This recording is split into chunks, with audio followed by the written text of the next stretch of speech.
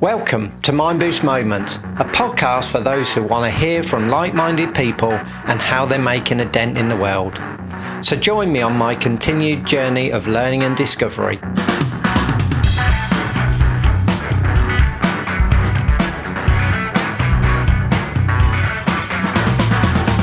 This week I had a wonderful chat with Paul Westy Westlake, who's a digital director at PeopleUnboxed. We spoke about how looking beyond the day job to gain additional lived experience, connecting with other businesses and people can help enhance entrepreneurial skills and mindsets. We also chatted about his passion to master new skills and how it enables him to constantly develop and learn.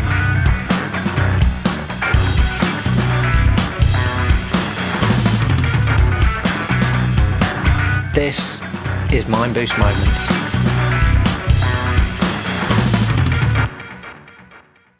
Do you know what I just thought about as well is when you say about your time in McDonald's and you sort of don't look out. I was only having a conversation this morning about how do we develop entrepreneurship in people in an organisation. And I mean, like everything, you know, some of it's natural and some of it's sort of nurtured talent as well. But, you know, the best thing that I ever did was actually step away from corporate. Yep. And, you know, start interacting more with other corporate organisations, other people, other businesses, and you'd get such a wealth of information. That the challenge around that is that personally, I've learned so much and I've grown as a person, but you'd never want to go back then, or it's got to be the right place at the right time to go back. And I think that's the worry then, isn't it? There's got to be a way where you can expose people to all of that. Yeah. But them not going, do you know what? I'm not going to come back now because I've seen everything and I love it. Yeah, you're right. But do you know what? The thing that I noticed by doing that is it's actually quite reaffirming as in I didn't realise how much I knew until I'd left. I didn't realise how much training I had. I didn't realise some of the skills until I'd left. What? And you sort of do stuff that you've done every day because you've got a company as big as McDonald's, right? I mean, they're obviously pretty good at what they do. The training is quite important, it's probably fair to say. And you've got a catering background, so you know this as well. But it's when you then go and speak to another business and they're like, well, what's that you just did? And you think, well, everyone does this. And you make assumptions that everyone just does it this way. And they look at you like, oh, my, I love this. And you think, yeah. Well, bit old out, isn't it? But it's not. To them, it's not. And I'll give you an example. I mean, I was like a kid in a sweet shop. I'm really into my cars, as you know. And I love anything with sort of four wheels and two wheels even. So working with a client like Rolls Royce as an example, we're writing e-learning for a new Rolls Royce that's not been available not been shown to the public yet. And you've got someone like me who's then looking in like a car magazine and there's these spy shots and they're saying, I think it's going to be called this. And I think it's shaped like this.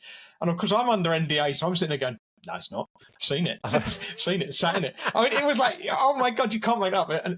But what was really amazing with that, anyway, so I'm like a kid in a sweet shop walking around this factory in Goodwood. And all they want to talk about, tell me about how you make a Big Mac. Tell me about this. But it's brilliant. And I'm thinking, not really. But it's just different world, right? It's just not what they... Yeah, exactly. I'd love to come and make a Big Mac one day. I'm like, you can do if you want. But yeah, it was just really, it's really odd because it's just what people are used to or what they're not used to, right? But they're in exactly the same position, aren't they? Yeah. If you say to them, just show me how those wheels work and all those like, buttons, they go, oh God, yeah, exactly. He's never seen a button before. Yeah, exactly. It's exactly that. So and that's what I think I loved about when I finally went to work for Kineo.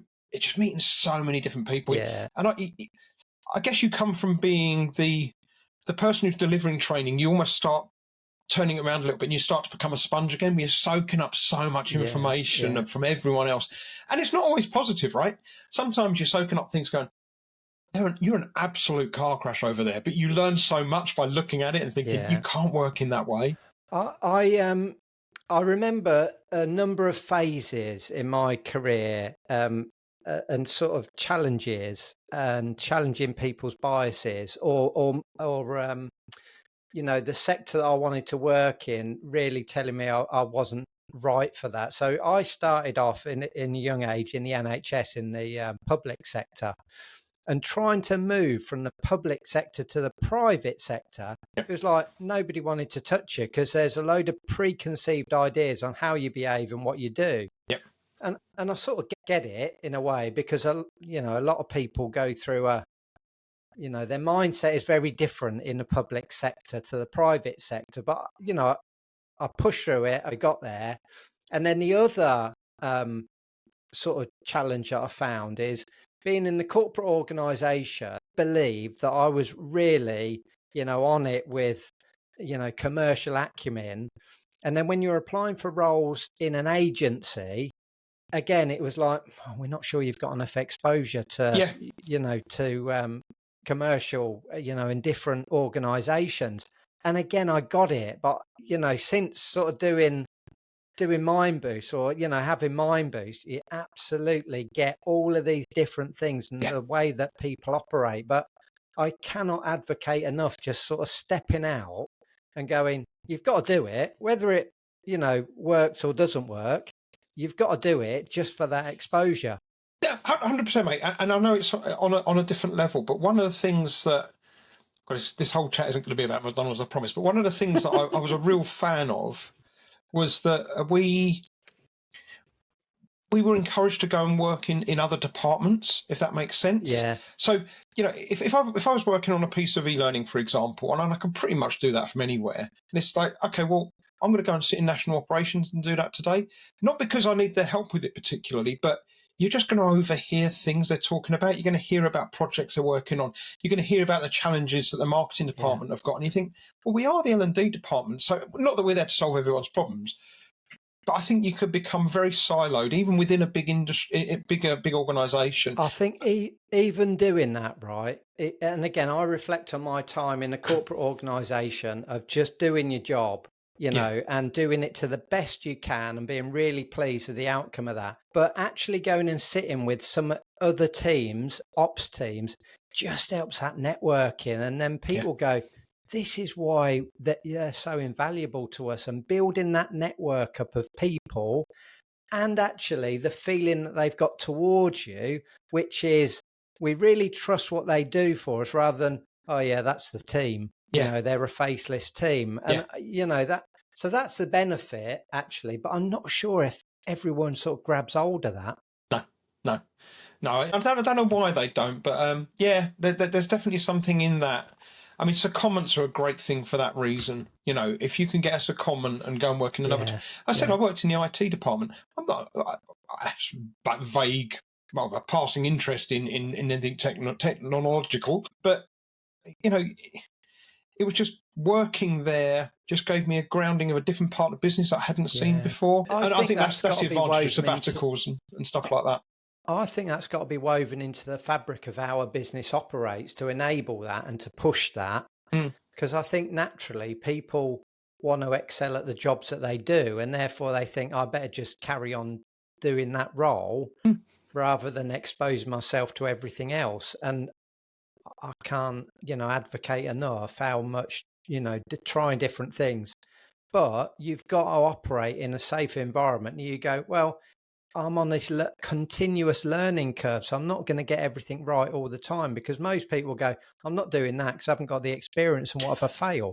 Do you know what, mate? It really makes me laugh, because what we're describing, if people don't do what we're saying there, you literally are going to be stuck in the job that you happen to land in the first time you landed a job, and you're going to be stuck there for the rest of your life. That's the danger behind it, I guess. Even as an example, when I went to Kineo, so I went to Kineo to be a learning designer, which is pretty much what I was doing at McDonald's, right? Because that's what in my head, that's what my CV said, that's what I thought I knew.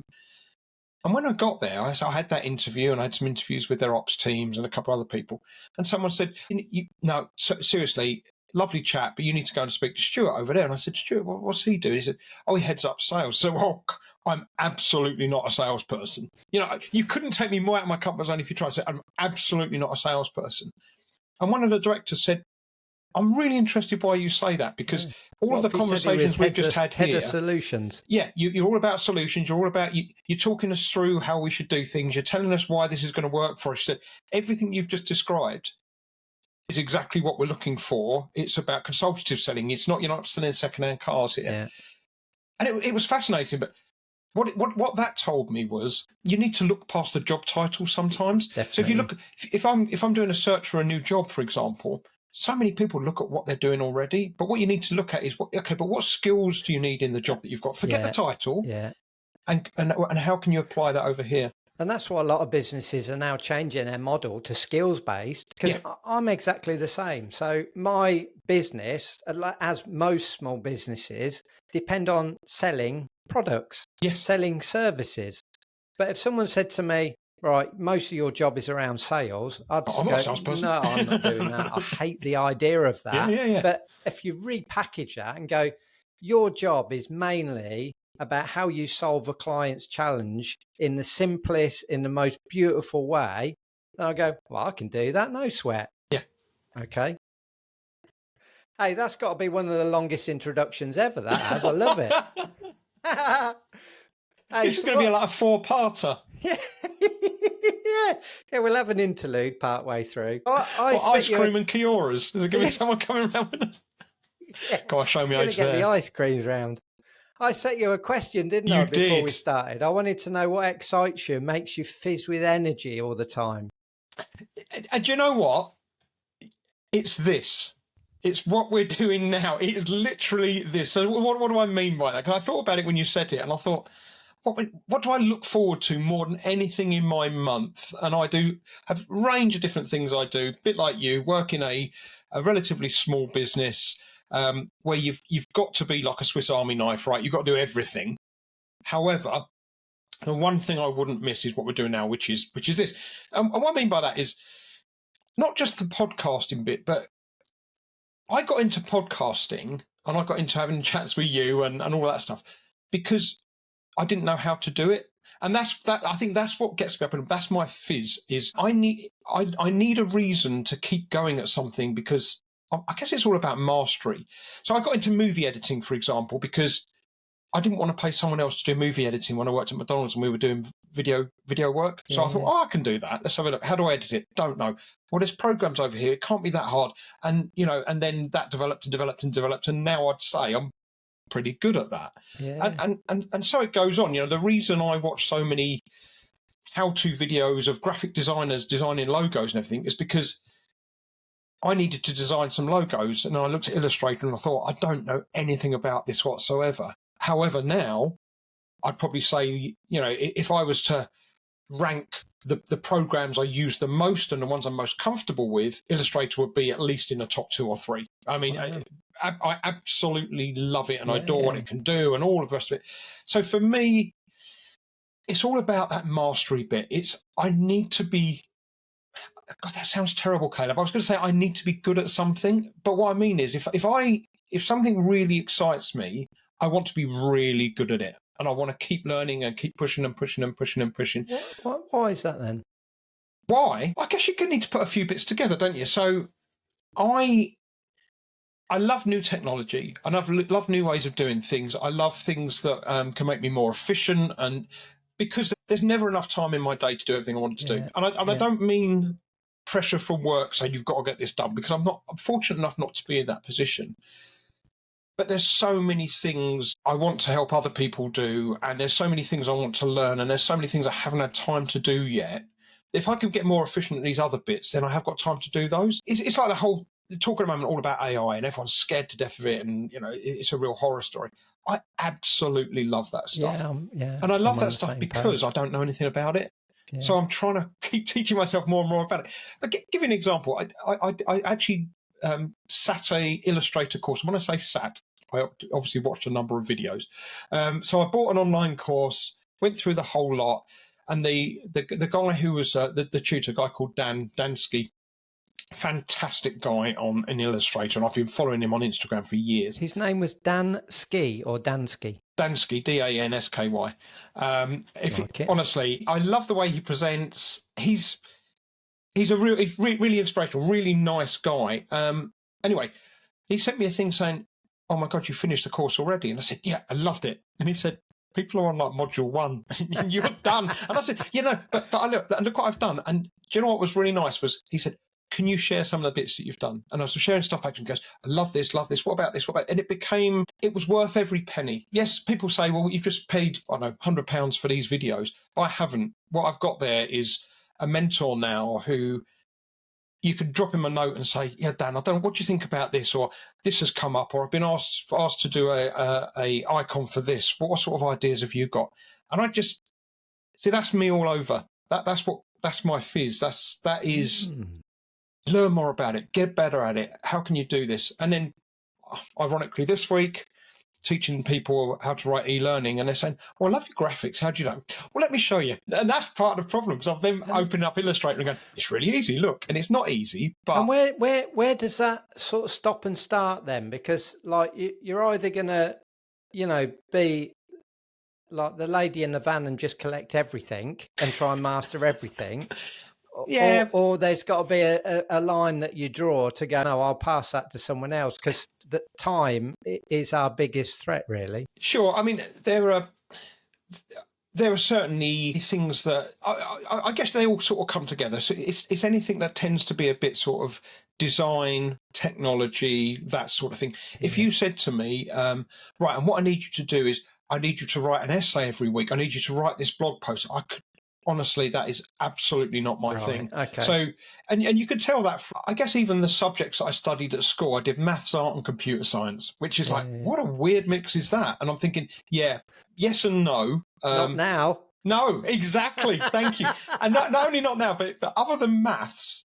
So I'm going to sound a bit, what's the word, like a split personality, because I'm all about either logic or I'm all about the subjective design stuff. So there's no sort of, I really struggle with that grey area in the middle. So if someone's saying, I need you to design this poster, yes, I've got the creative skills to be able to say, okay, fine, yeah, I'm thinking this and I'm thinking da da da da da. But I also need them to say, and it needs to be A3 and it needs to be available next Thursday and here's the font. So I need a weird mixture of both. You need some framework around it. Yeah.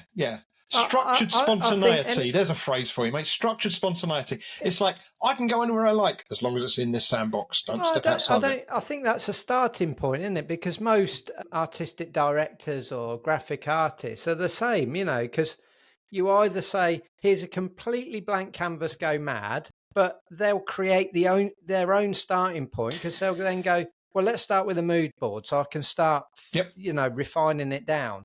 It's just that you short-step that to go, oh, here's the font, here's the colour palette. Yeah. You've got to get to that bit, else it is just going to be anarchy, and it's going to be completely madcap.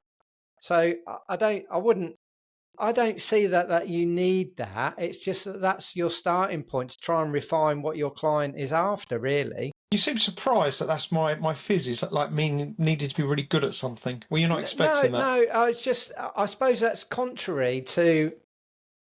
It's not contrary, really, but I've sort of, if I don't enjoy something and I don't think I'm particularly good at it, then I'll find a person that is sort of opposite to that to go, oh, give it here, I love it, I love doing that, and they'll excel at it. But then I'm challenging myself at the minute to then go, well, does that mean if I'm not very good at anything, I don't do anything? So I get that, but then if I've given an example, where do you start to then learn and get proficient in stuff? Because if you only ever say I'm not very good at that, you never learn anything new. So you've got to step into it to go, I'm not very good at it yet. I really want to learn it. Well, there you go. Because that whole thing is, and that's sort of my mantra at the moment is the power of yet. There's I was watching some Carol Dweck videos, and we were delivering a few sessions for a client a couple of weeks back, and I just did a throw comment and I said, explain that to me again. And I said, think how you can use that, not just for you, but when your people are coming to you and saying, well, I've not been promoted, and I haven't been promoted yet. Yeah. And the reason you haven't been promoted yet is because we've got this plan and it's this and this and this and this. And it's almost saying to them, well, you're part of this. This isn't just all down to me, and we can help. And that's been a real mind shift change for me. That's been a real penny drop moment, that whole power of yet. I use it at home all the time. I use it with the girls at home.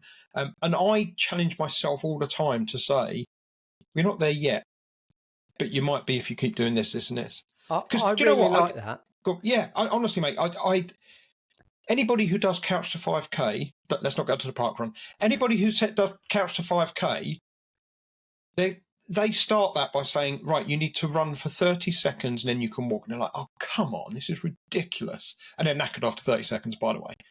They know they're never getting to 5K. Or that's what they think.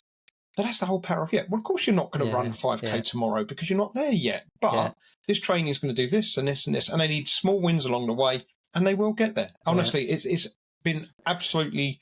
God, that sounds like an epiphany moment, doesn't it? But sometimes we have them, and sometimes they're just simple conversations that promote that. I mean, what I really like about that phrase is it keeps that forward momentum. It keeps you traveling in the direction that you want to go to, because as soon as you say, I'm not very good at that, that's a pause, that's a stop. That's a very hard, I'm not good at it, I don't think I'll ever be good at it. If you just reframe that to go, I'm not good at it yet, you're still moving forward, and you've got that mindset. And there's no time frame on this, by the way. So that's the thing. That time frame is going to be totally different from anybody else. You go, when are you going to be good at it? Well, I don't know. Yeah. But not yet. But you know, I've done this and this. And I'm working towards it. Yeah. And it was really on the same sort of thread. Someone said, they said we fail or we something like that, and I said no, we succeed or we fail. And I said, can we drop the whole failure bit? And they said, just what do you mean? Different outcomes. And I said, failure was so final. Yeah. And they looked at me like I was mad. Well, what do you mean? And they said, well, my daughter failed her driving test. I said, no, she didn't. She hasn't passed it yet. Yeah.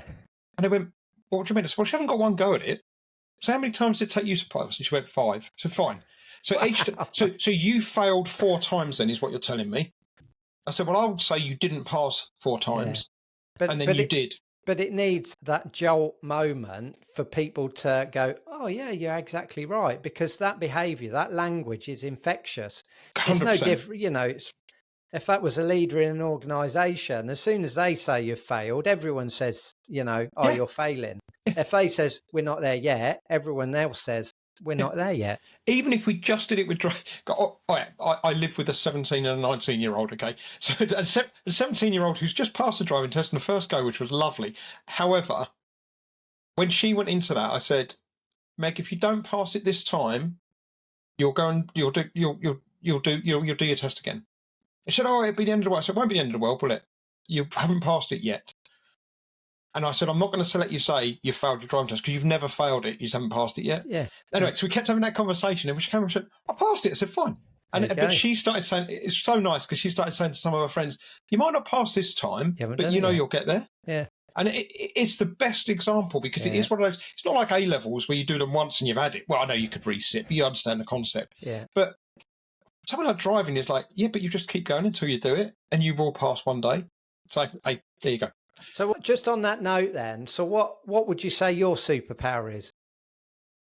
My superpower, I hope this doesn't sound arrogant. I've been thinking about this.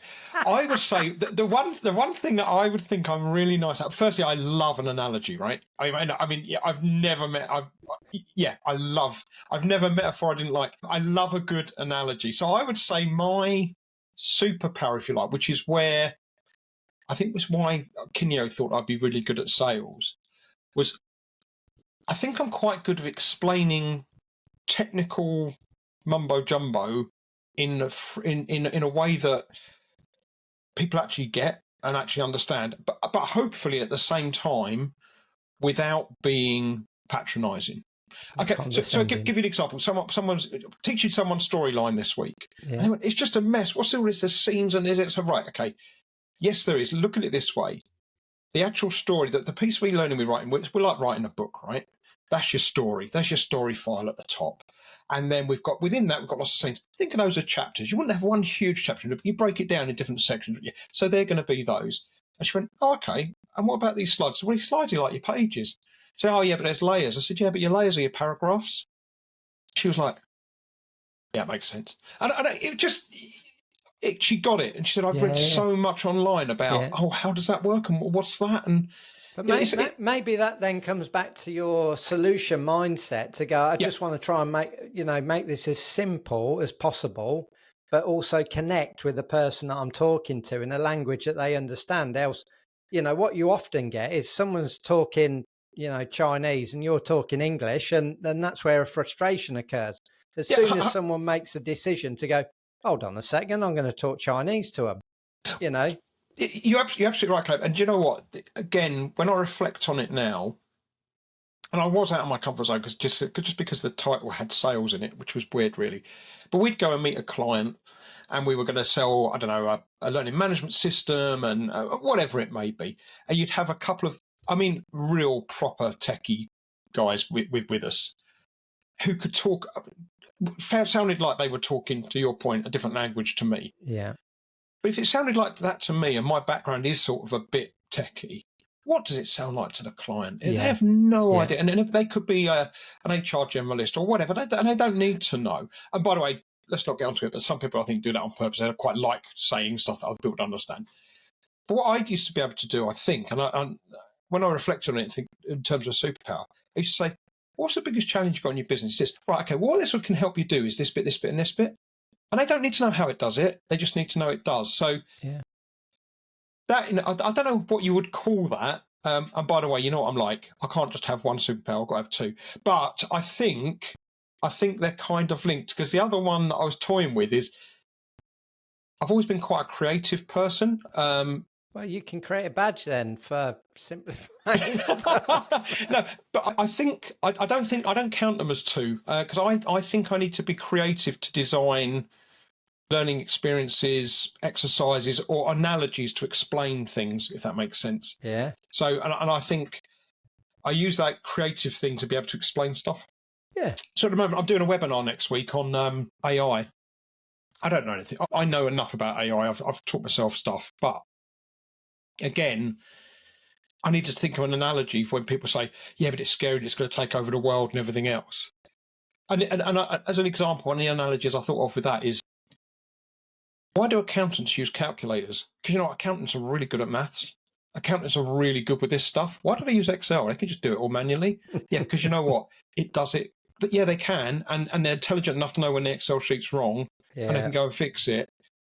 But it also saves them a shed load of time. And I know that sounds really basic and really simple, but ultimately that's what we're talking about, right? Yeah, well, and it prompts a reaction that goes, yeah, you're right. Oh, exactly. I know someone will go, that's totally different. Oh, really? Do you not do O-level maths at school? Yeah, I did. Why do you use a calculator then? I would love to see the badge created. Maybe it was,